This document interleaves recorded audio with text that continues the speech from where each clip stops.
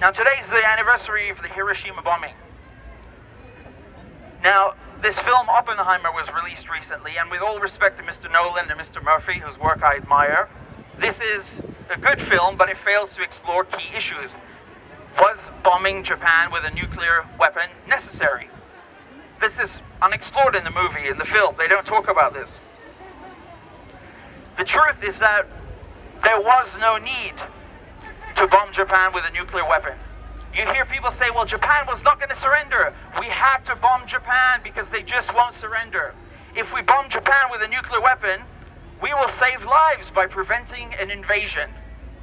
What a load of bollocks. You don't have to take my word for it. I'm going to read you some quotes from US admirals and generals fighting the Japanese in the Pacific theater. There is no higher authority. There are no better experts to talk about this subject.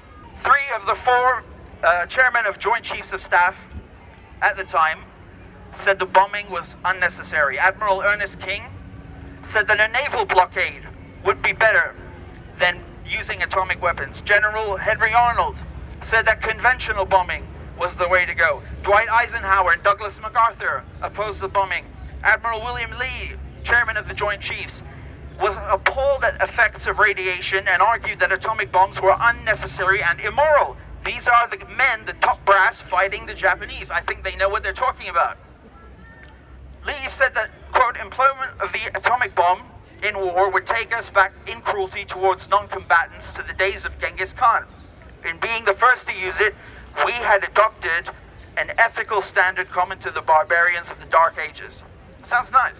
The real reason on this date, the real reason the United States used an atomic weapon against Japan was a show of force against the Soviet Union.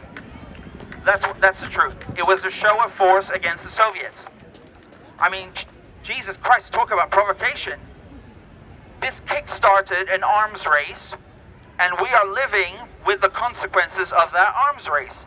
The world is littered with nuclear weapons, and at any moment, you could have a nuclear war. I've spoken to many people who worked during the Cold War, some of them in the CIA. I interviewed others who were in the military, and they all say the same thing. We are now closer to nuclear war with Russia than ever before, even during the Cuban Missile Crisis. I can't even wrap my head around that. Think of how dangerous that is. We are closer now to nuclear war with Russia than in the Cold War. Now, if you think that Russia's red lines are a bluff, this is not a game of poker. Do you really want to wait and see if they use nuclear weapons or not? I don't.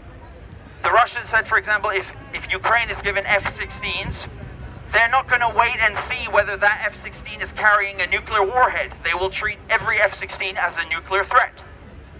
Do you really want to wait and see if the Russians are bluffing? Do you really want to test that? It's not a game of poker. Don't flush the planet down the toilet. This is lunacy. And if you think that the effects of nuclear war are a joke, I'll read you something else.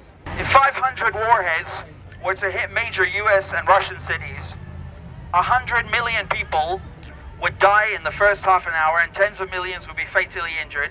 Most of them would die in the following months from radiation sickness and disease epidemics. In addition to climate disruption, ozone depletion and famine, and agricultural collapse, you would also have a nuclear winter. I know that sounds dystopic because it is dystopic.